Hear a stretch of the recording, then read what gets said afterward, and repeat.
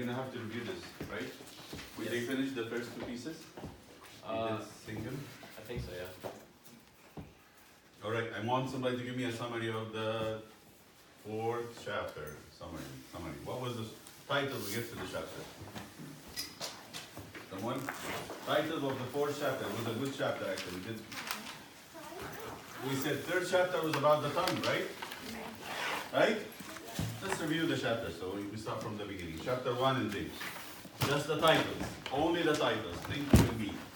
Chapter number 1 is about images. trials, right? And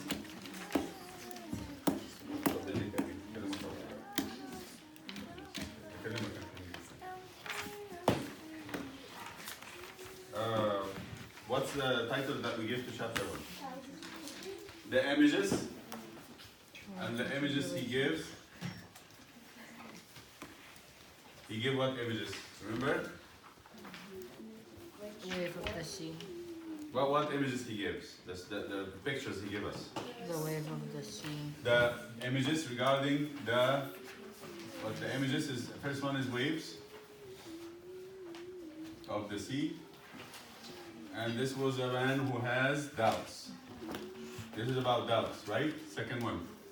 Flower of the field. The flower of the field. And this was about The rich. rich. And the third was Desire conceives sin, and sin when it's fully grown brings death. desire leading to death at the end, right? And this was Desire.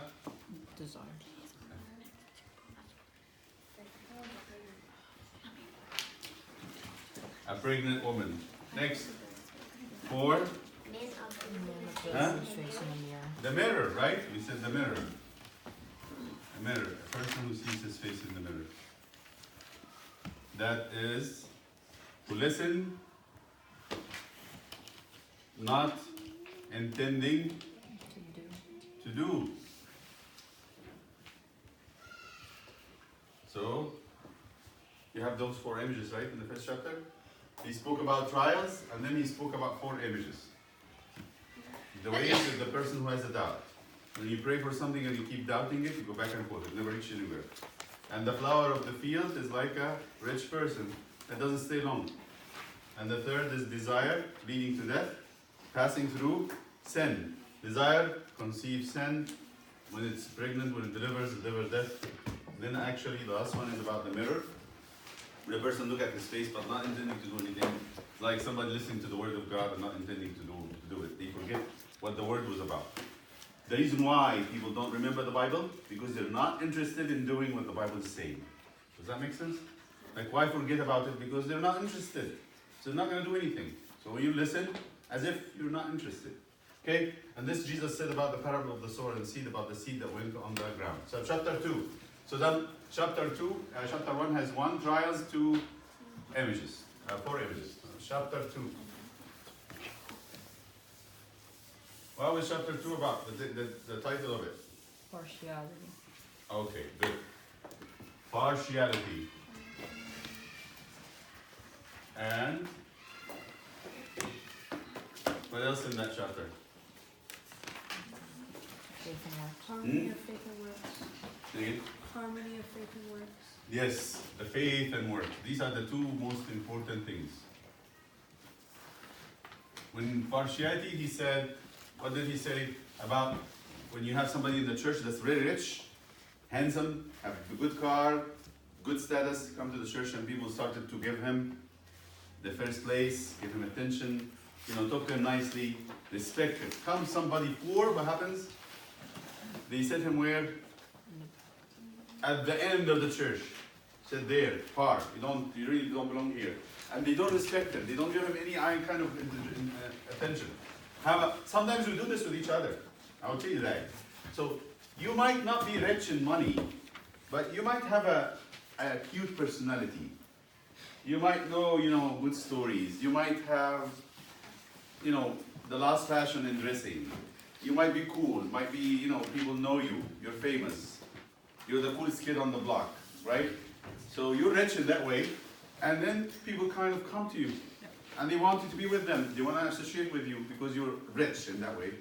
But somebody who's not famous, who's not cool, he doesn't know how to dress like in a brand names.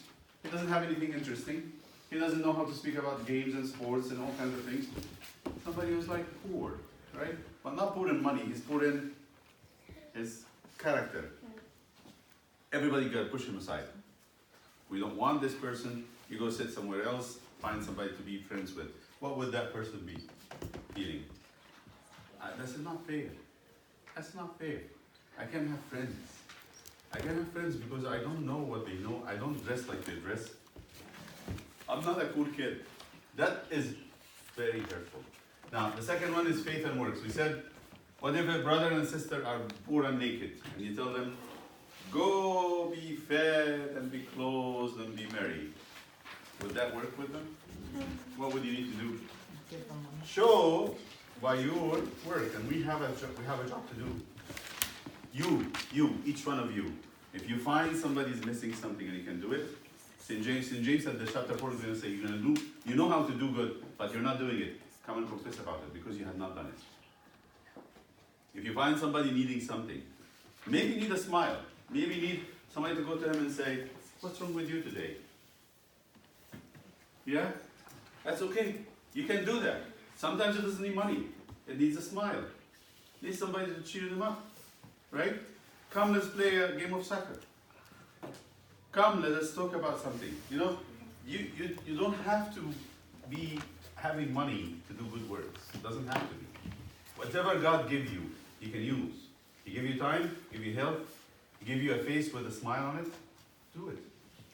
So faith and works. We said, what images He give? The poor brother and sister. The poor brother and sister. Abraham and Isaac. Yeah, these are Abraham and Isaac, Rahab and the messengers. and then Rahab and the messengers, the spies. Right? That's it. That's chapter 2. Right? So we have two things in chapter 2: partiality, and then faith and works. Okay. Next, chapter 3. Just want you to remember, chapter 3. Oh yeah, that is a strong one. The tongue, and he gives a lot of images in that. The use of the tongue. 1. What images he give? A bit in the horse's mouth. The horse.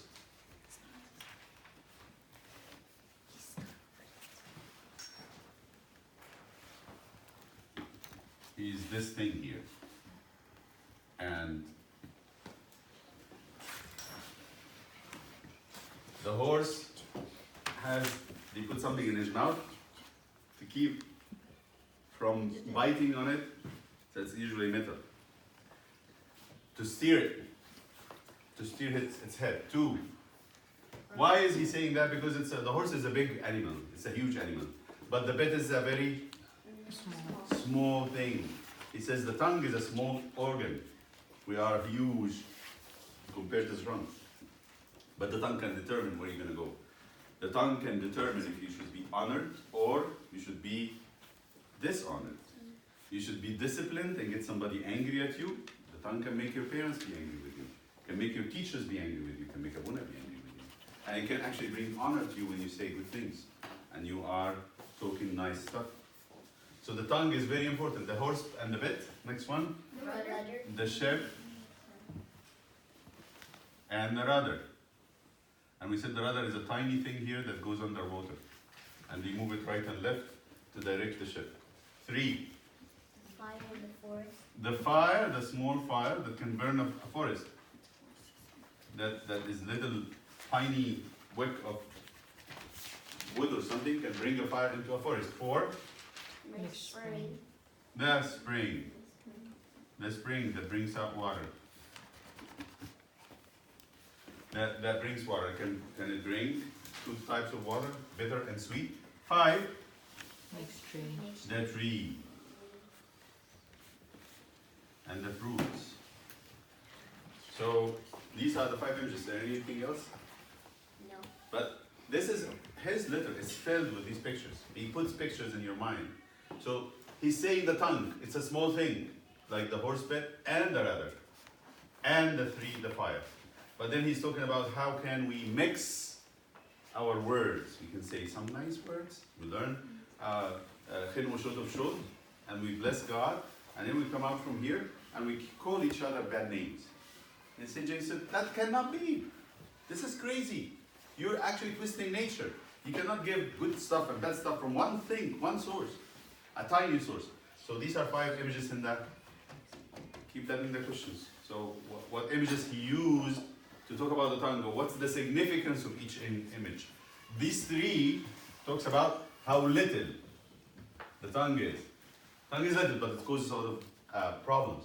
But this one too is about mixing, right? The mixed spring and the mixed tree. It's about the tongue can cause good stuff, it can do the bad stuff at the same time. Okay? Is that clear? Yes? Does that make sense to you? Alright, now we're chapter 4. We just finished chapter 4. And we titled chapter 4 is? Pride. Yeah, that is a good one, and I like it actually. I spoke about it on Thursday with people, and I spoke about it when I went and did a Bible meeting about that pride idea. What is this concept about? So pride leads people to those 4 in St. James, 4 major sins. Manifestation of pride. These are called manifestations. How will pride show itself? 1. What did he say at the beginning of this chapter? He spoke to adulterers, so adultery, all sins of sexual nature. Anytime a person goes out of their mind to think about sexual stuff, you know why is that? Adultery means there is no, listen to this, fear of God. Do you think God sees what you're thinking? Yes. Do you believe that? He knows it. So once a person go wild with their thinking and they lose control of it, what does that say? I know God is watching me, but guess what? I don't care. What do you call that? No fear. Huh? No fear of God. There's no fear of God, which means, like, I don't care what God thinks of me. That means I am proud. I'm not humble. I don't want to think of God as somebody or someone who's going to take charge of my life. So I'm not his servant. I don't care. So anybody who thinks in this way, they actually are proud. That's why at the end of it he says, adulterers and adulteresses, don't you know that friendship with the world is enmity to God? So whoever wants to be a friend of the world will be an enemy of God. Therefore, the book says that the Spirit who dwelt in us yearns jealousy, but he will give a greater grace to the Spirit. The Holy Spirit will say to you, come back, I'll give you something better. But then at the end he says, therefore it is written, God resists the proud and give grace to the humble. That's the verse I told you. By the way, if you look for that verse, it's also in Peter. James and Peter said it the same thing. Look at St. Peter. I want you to go and open up the letter of St. Peter.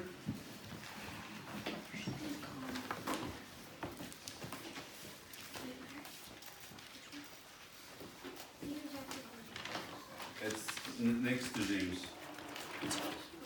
It's Peter, 1 Peter chapter 5, verse 5. Read it for me, please. Go, Samuel. Read that part for us. Chapter 5. St. Peter. 1 Peter chapter 5. Go there, please, and read it. Likewise, you younger people, submit yourselves to your elders.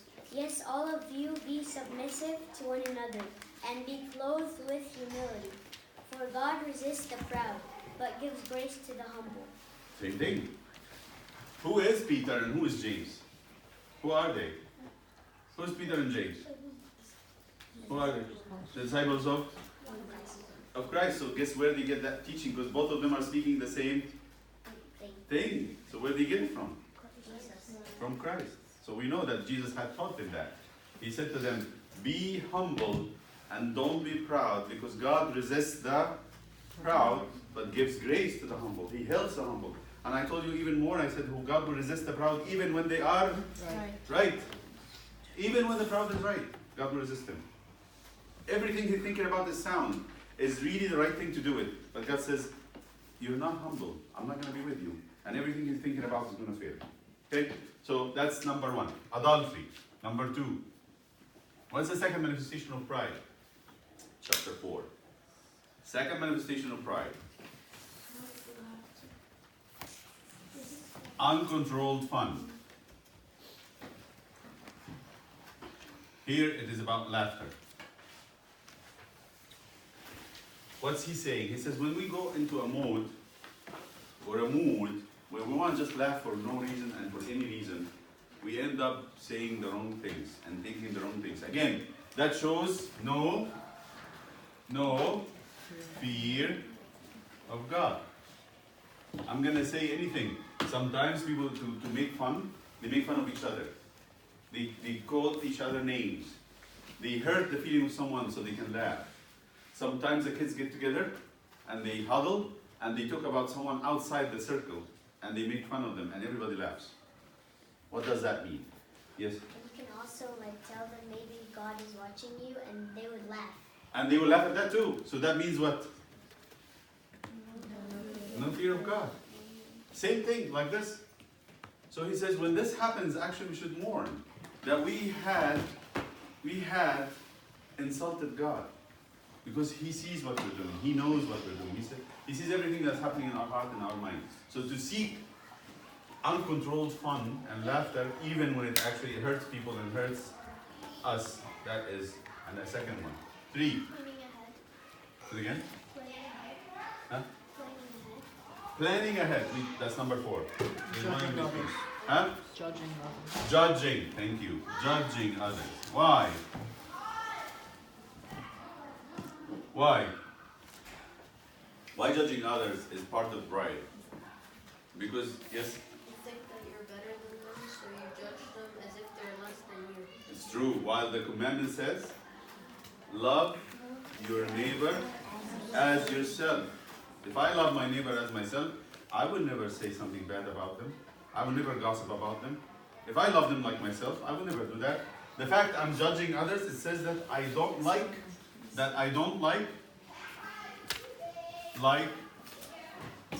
the second greatest commandment. What does that say? What's the first greatest? Love God with all your The first greatest, love God with all your heart, with all your mind, with all your mind. The second one, like it, is love your neighbor as yourself. So I'm judging my neighbor that says I don't love him. I think of this commandment as not good. So I become actually a judge of the commandment. That's pride too. God says, love your neighbor. I say, no, I don't think it's right. God says, love your neighbor as yourself. I say to him, no, you're wrong. I'm not going to love my neighbor as myself.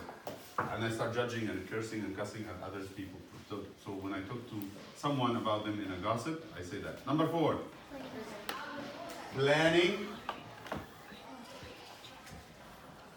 ahead without what? Assurance. Counting God in.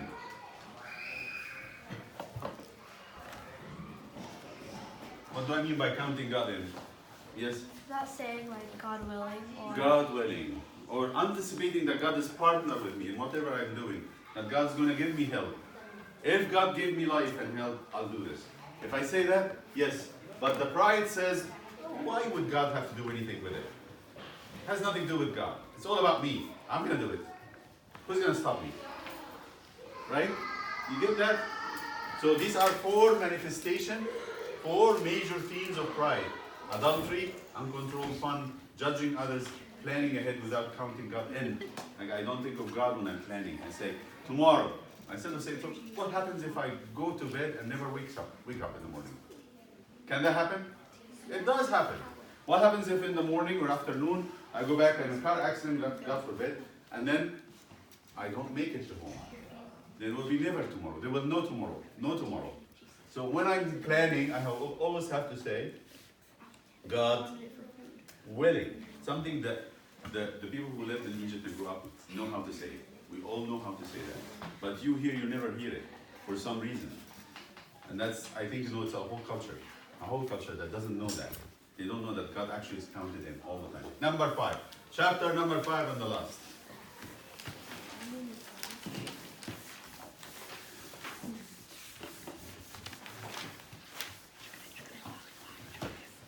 Who's going to read for us? Samuel, please do, because I didn't see it for a long time. Come now, you rich, weep and howl, for your miseries that are coming upon you. Your riches are corrupted, and your garments are moth-eaten.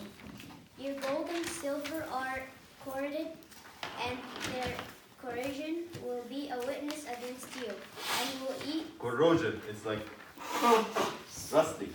Have you ever heard about gold and silver? Silver does, but gold doesn't corrode. It doesn't, but he's saying it will. It will go away somehow. Yeah. Your gold and silver are corroded, and their corrosion will be a witness against you. What does that mean? A witness against you. Gold known, it doesn't rust, it doesn't change. You can actually have gold and stays the same color, same glory forever. It doesn't happen that it would. But if you have somebody whose gold is starting to tarnish, what is that? Yeah, to me, it's a miracle. It changes its color. It becomes rusty. That is a miracle. What does that mean? When somebody's gold started to change, that's an image. Like they open their safe, the safe, and they look at the gold, and the gold is like started to be bad. What does it mean? It's a miracle to show that God is actually not very excited about them. That it's a punishment. That's a miraculous sign that they are actually, then the gold become a witness against them. You understand what that means? The gold become witness against them, the gold changes. And the gold never changes. So why is it changing in my safe? It has to be meaning, it means that I took that money by some bad idea. He's going to talk about it. Some bad scheme. Go ahead. The wages. Go ahead. Your gold and silver are corroded, and their corrosion will be a witness against you. Their corrosion will be a witness against you. Like this will be, everybody will say, what happened? Never happens. Yes, go ahead. And will eat your flesh like fire. You have heaped up treasure in the last days. Indeed, the wages of the laborers who mowed your fields, which you kept back by fraud, cry out, and the cries of the reapers have reached the ears of the Lord of Sabaoth. That is awful. Anybody understood what that meant? They became rich through what? What did they become? How did they become rich? He's talking about some kind of rich. Stealing. Yes? Stealing. What kind of stealing? They didn't go and took money from somebody. They didn't pay them. They didn't pay the workers that they worked in their field. They kept that money in their houses. So that money is a witness when it changes its color. It becomes bad. So be careful. When somebody is trying to be very smart and not pay the person for working, that's not smartness. That's actually is theft. That's taking money and keeping it in your house. And he says even the flesh will be eaten, meaning that the people can get sick. Their money will be corroded, and their flesh will be sick, they will get sick. Don't ever think about that. To be smart is not to take the money of a wage of a person who worked. Say somebody comes to fix your plumbing, or somebody who fixed your car, and you're trying to be smart and sneak the money out of them. No, be extremely careful that when you work with a laborer, somebody who works for money, that works for their livelihood, you don't keep their money. Give them what you agreed to give them. Make sure that you are actually knowing your stuff. You know how much this is worth. If they say we worked 6 hours and my hour is $20, it is $120. There is no need for me to give him 100 and keep 20 back. There is no need for me to give him 60. I have to give him exactly what he worked for. This is a crime in God's eyes because you have abused someone. Right? Continue. Is that clear? This is how they became rich. By keeping the wages. And that wage that we kept is not theirs. Go ahead. You have lived on the earth in pleasure and luxury. You have fattened your hearts as in a day of slaughter. You have condemned. You have condemned. You have murdered the just. He does not resist you. So that sometimes lead the people to actually, when laborers come back to ask for their money, they can actually condemn them and then even kill them. That's extreme. Murder. Condemnation. These rich, they kept the wages of the laborers. They condemned somebody to get their money. They murdered somebody to get their money. Who did that? Remember that example? There's an example in the Old Testament who wanted something so bad, and the person didn't want to go. Yes. Jacob and Esau. They didn't kill anybody. Huh?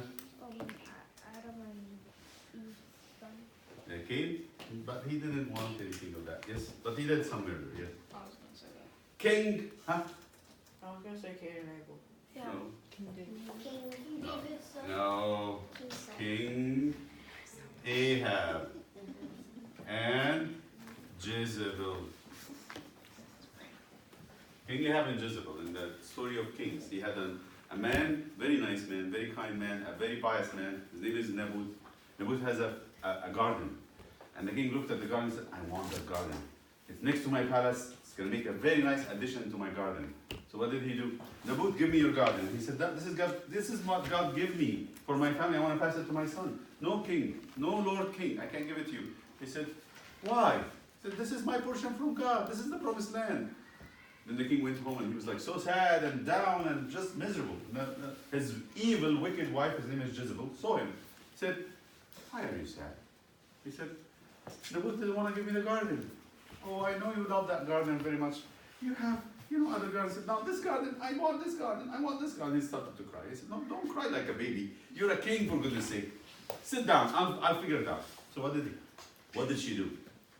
She went to her guards and said, find me 2 scoundrels, 2 bad men. I want them badly. I'll give them some money. So they went and they got 2 vagabonds, criminals. And she said to them, you're Israelites, aren't you? She was Lebanese. You're Israelites, aren't you? They said, yes, queen. Can I ask you a favor? I'll give you money. I want you to go and call everybody in the city to the court and tell them Naboth had blasphemed God and the king. Meaning he actually cussed at God and the king. How much are you going to give us? She said, I'm going to give you some money. So they did. They went to the court and called everybody. And they said, we heard Naboth, he never did it. Blaspheming, cussing the king and God. This is never heard of in Israel. This is actually punishable by death. They had to stone him. So they said, okay, lay your hands on him.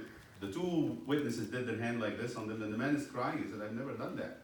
They put their hand as he was crying and screaming, and they said, we swear by God that this man had blasphemed and we heard him. So they took Naboth, kicking and screaming, outside. They dug a hole, and they started stoning him until he died. Then the queen woke up the king, who was asleep from his cry. Wake up, king, wake. Your day is a good day.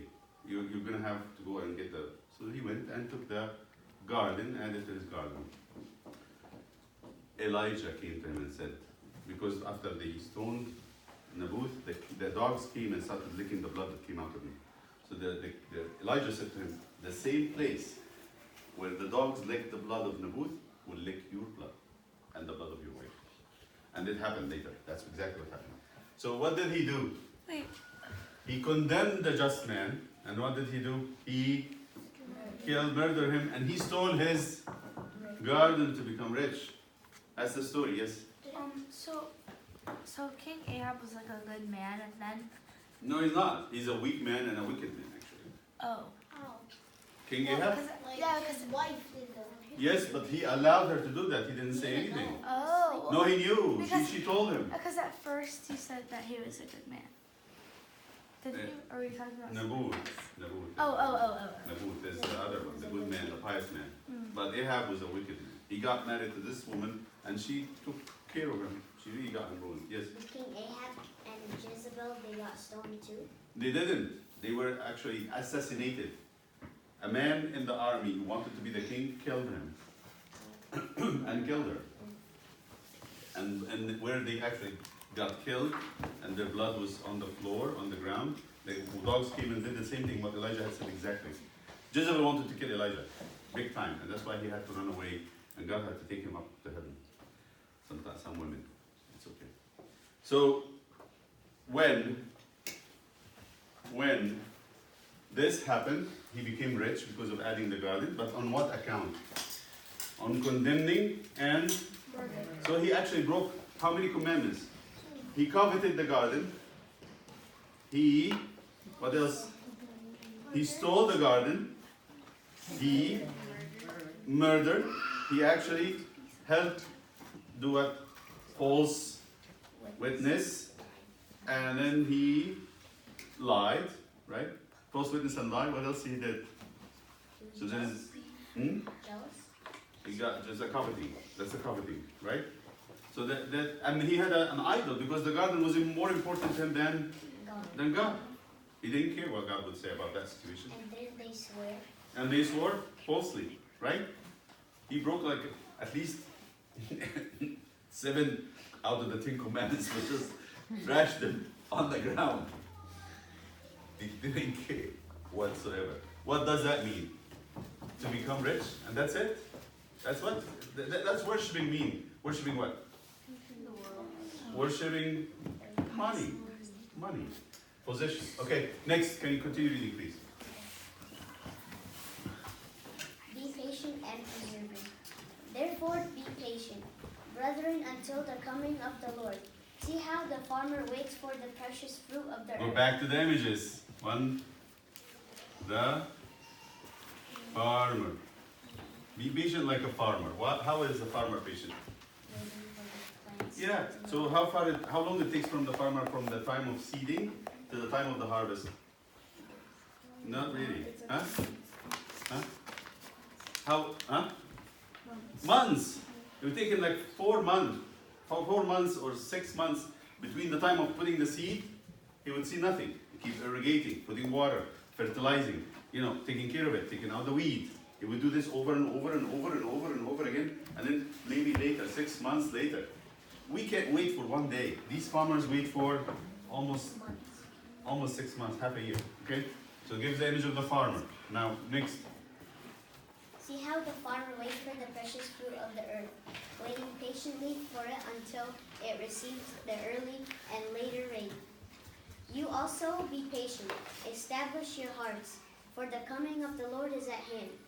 Do not grumble against one another, brethren, lest you be condemned. Behold, the judge is standing at the door. My brethren, take the prophets who spoke in the name of the Lord as an example of suffering and patience. Indeed, we count them. Wait a second. So the second image he's bringing, or the second item that he's bringing, so patience, and then no grumbling. What's grumbling? Can you define grumbling for me?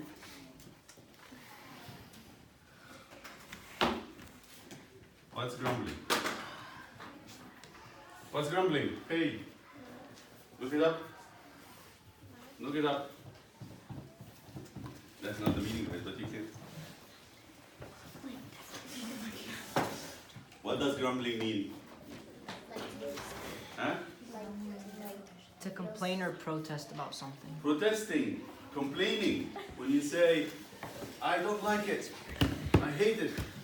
Mom, I don't like you when you do this to me. Or Baba, I don't like you when you do this. When you say that, I don't like you. That's grumbling. One is, he's saying, for patience, he gave the farmer. For no grumbling, he's giving the prophets. What did the prophets say? Continue. Indeed, we count them blessed who endure. You have heard of the perseverance of Job and seen the end intended by the Lord, that the Lord is very compassionate and merciful. But above all, my brethren, do not swear, either by heaven or by earth, or with any other oath. But let your yes be yes, and your no, no, lest you fall into judgment. Who said that before? Jesus on the Sermon on the Mount. Because it says that's commandment number. Commandment number. Number 3. Do not use the Lord's name in vain. So as Jesus said, you heard, do not swear. I tell you, do not use, don't swear by heaven or whatever. I tell you, never swear at all. Just let your yes be yes and no, no. Again, where he's bringing this teaching from? From Jesus himself, right? So it says, be patient, don't grumble, and don't swear. Okay? Out of the prophecy, use Job. Next. Is anyone among you suffering? Hey. Let him pray. Suffering. So then he gives actually suffering. What does suffering mean? He has something hard to deal with. Bad time. So what should we do in suffering? Pray. 1. So this is actually situations. Dealing with situations. Suffering, pray. 2. Is anyone among you Is anyone cheerful? cheerful? Let him sing psalms. What's cheerful mean? Happy. Sing. Songs or songs? Songs. Okay. 3. Let him call for the elders of the No, he church. didn't say that. 3rd one. If anyone among you Is anyone among you sick? sick. The 3rd one. Let him call for the elders of the church. What's that? What's he gonna say? He calls for the head of the priest. And let's continue. Read it.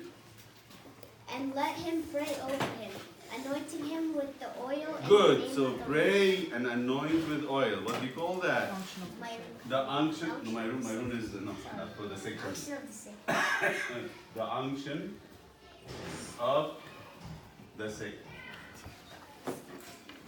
What else he needs them to do for that? And then, yes, continue. And the prayer of faith will save the sick, and the Lord will raise him up. And if he has committed sins, he will be forgiven. What is that called? Confession. What it means that he had committed sin. So he has to do the unction and then have a confession to be forgiven. So we call this this is the mystery of the unction and this is the mystery of confession. We call those the mystery of healing, the mysteries of healing. Of healing. You want to have healing, go confess and have the unction of the sick. Yes, yes. They are linked together, always. Always. Why? Because sickness is linked to sin. Then healing should be linked to forgiveness. If sickness is linked to sin, when Jesus healed the paralytic, what did he say at the end? He said, go and sin no more. Don't sin again, lest you have it worse. So sin is linked to sickness is linked to sin. It's part of the fruit of sin. Then forgiveness has to be linked to the healing. Okay, these are the two mysteries. If you go to actually have a confession with Abuna, you're receiving one of the graces of healing. Your soul is healed. Your heart is healed. Jesus is not only worried about the body, he's also worried about our soul. Right? 4. Next one. Confess your trespasses to one another and pray for one another. That's exactly. So there's confession here, right? Okay. Next. That you may be healed. Again, so the key word is healing. So that the unction of the sick and the confession has to do with healing. Go ahead. The effective, fervent prayer of a righteous man avails much. Elijah was a man with a nature like ours, and he prayed earnestly that it would not rain. And it did not rain on the land for 3 days and 6 months. 3 years and 6 months. And he prayed again, and the heaven gave rain, and the earth produced its fruit. Okay. That's it? We're done? Go ahead. Brethren, if anyone among you wanders from the truth, and someone turns him back, let him know that he who turns a sinner from the error of his way will save a soul from death and cover a multitude of sins. I like that one. I read this when I was younger. And who returns him back. What does it mean? What does it mean to wander from the truth? That's the last part. So he says, suffering, cheerful, sick, wonders.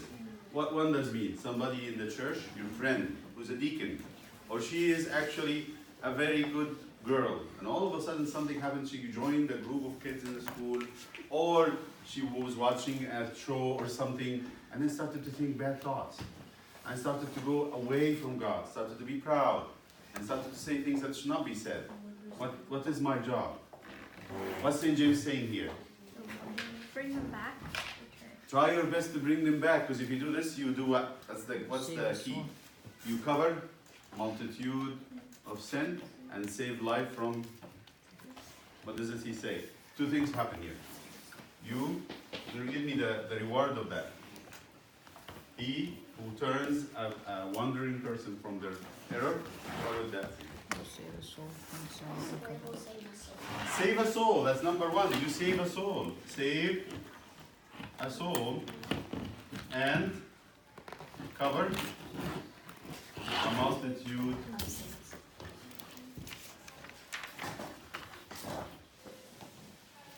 Why is that? You love the person. See, this is love God and love your neighbor. When you love God, you don't want sins to be committed. If I love God, if I love my parents, I don't want anybody to insult my parents. Right? So sin is an insult against God. Somebody is not disobeying God, right? So if you love God, you want to cover them of the sin. I mean, if you love a person, you don't want them to be destroyed. So if I love my neighbor, I will save his soul. If I love God, I will fight against sin. That's what I will do. Who wanders from the truth? Somebody has to turn him. Whoever turn him back, covers a multitude of sin, and saves the soul from destruction. Okay? Quick review. We have subjects of rich, patience, grumbling, and swearing. The situations, if someone suffering, pray. Someone cheerful, sing songs. Somebody sick, let him call the elders of the priests of the church and do unction of the sick, and make a confession. Call them the unction, the mysteries of healing. And the effect of prayers in these cases is very powerful. Now the last one, who wanders, let someone bring him back, because whoever brings him back will cover a multitude of sin and save the soul from destruction. Done with the James. Yay.